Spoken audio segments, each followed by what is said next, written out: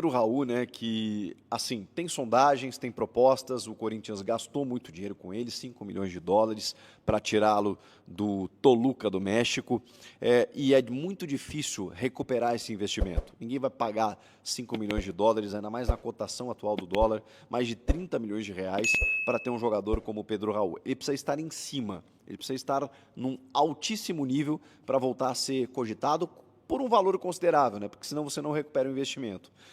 E o Pedro Raul teria dito a amigos que se inspira no exemplo utilizado por Yuri Alberto para dar a volta por cima. O Yuri, você sabe, foi achincalhado, foi deteriorado, foi aposentado e trabalhou quietinho, baixou a cabeça e se tornou o artilheiro máximo do Brasil.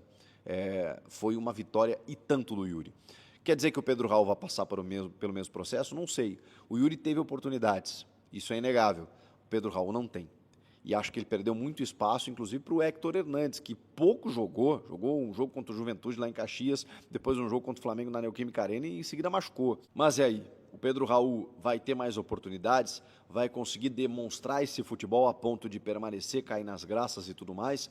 Não sabemos. A dificuldade de elenco ela está posta. O Corinthians vem contratando cada vez mais num nível altíssimo. Então, alguns jogadores não estão conseguindo dar conta, né, de terem oportunidades. Né? O Pedro Raul é um deles, ele está insistindo, ele quer ter essa chance para se recuperar, assim como fez o Yuri Alberto. O Pedro Henrique, a gente já falou, se acertou com o Ceará. A notícia do dia é que foi em definitivo. Até falei para vocês aqui, cara, você troca prejuízo, você alivia a folha, o cara não vai ser usado aqui, o Ceará precisa, pagando metade, daqui a pouco dá uma aliviada e tudo mais. Nesse modelo, não.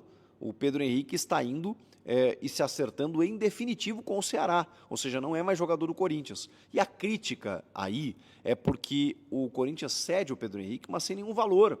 Então, assim, tipo, não tem um valor a receber, uma multa e tudo mais. Não, simplesmente foi lá, assinou com o Ceará e foi embora. E é isso que o torcedor não aceita, porque era uma prática das antigas gestões e que o Augusto Melo defendia como algo diferente, né, em relação à sua categoria de base, em relação às suas vendas e tudo mais, e não é o que está acontecendo. O Pedro Henrique foi sem nenhum ressarcimento ao clube, um jogador que tinha contrato, por exemplo, né, que tudo bem, não vinha sendo utilizado, mas isso é outros 500. A gente está falando de um processo que não foi respeitado, que deveria, no caso, né, com o Pedro Henrique indo se acertar para o Ceará. Da mesma maneira, está indo em definitivo o Rony, volante, que estava no Atlético Goianiense nessa última temporada e que está indo para o Mirassol. 2 anos de contrato, em definitivo, Mirassol, onde tem o coordenador técnico Paulinho, o P8, né, o Paulinho da Fiel, né, o Paulo José Becerra Maciel, que acertou como diretor técnico do Mirassol e está fazendo seus garimpos, aí está levando o Rony por 2 temporadas em definitivo. São algumas das saídas aí do Corinthians, né, o Pedro Henrique, o próprio Rony, o Pedro Raul querendo dar a volta por cima, querendo recuperar o seu investimento. Provavelmente outros atacantes serão contratados, e o Corinthians aí no mercado da bola, né, tentando se mexer para poder, digamos assim, né, projetar uma temporada um pouquinho melhor em 2025. E tem a questão do Fagner, né, que a gente noticiou também no último vídeo, que está indo por empréstimo, aquela coisa toda, mas com o Corinthians pagando parte ou metade dos salários do lateral para jogar no Cruzeiro. Não é uma prática muito comum, não é uma prática que o torcedor gosta, mas é uma prática necessária. O Fagner não vem performando, ele até repostou no seu story lá um post do SofaScore, que é uma galera que faz estatística muito bem, dando uma nota para ele lá de quase 7, com desarmes, cruzamentos, aquela coisa toda, e ele ficou satisfeito, tanto que ele botou umas palminhas lá e tudo mais, do tipo assim, se vocês não me valorizam, tem um site, né, um aplicativo de estatísticas que me valoriza, eu tô aqui, tô de boa e tal. Mas o fato é que o Fagner não vem correspondendo, e também me espanta o fato dele ter renovado até o fim de 2027, né, mais 2 temporadas. O Fagner acabou renovando e não faz muito sentido na minha cabeça, porque né, ele já não vinha performando, ele já vinha tendo dificuldades físicas. E no Cruzeiro, como vai ser? Não sei. Isso aí a gente vai ter que observar e acompanhar. O que vocês acharam dessas notícias todas aí? Comentem aqui. Inscreva-se no canal. Eu volto na próxima. Tchau!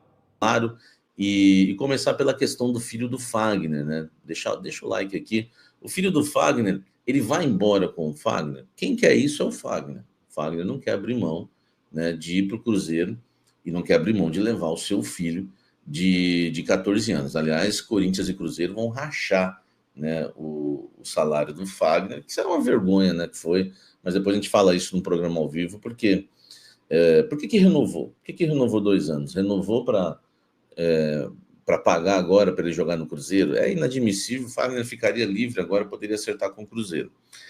A questão do filho dele, o Fagner quer que o filho vá junto, é normal, né? É um garoto, né, de 14 anos, é a família, eu sou muito a favor disso, né? Tem um Corinthians, tudo, eu sou sempre a favor, né, da família em primeiro lugar. Mas o Corinthians quer se resguardar em relação ao contrato, lembrando que recentemente, eu já havia falado isso para vocês, o Henrique Lemos assinou um contrato com o Corinthians até o fim de 2027. Então, o Corinthians tem um respaldo, apesar de não ser um contrato de profissional, é um contrato de formação, tá?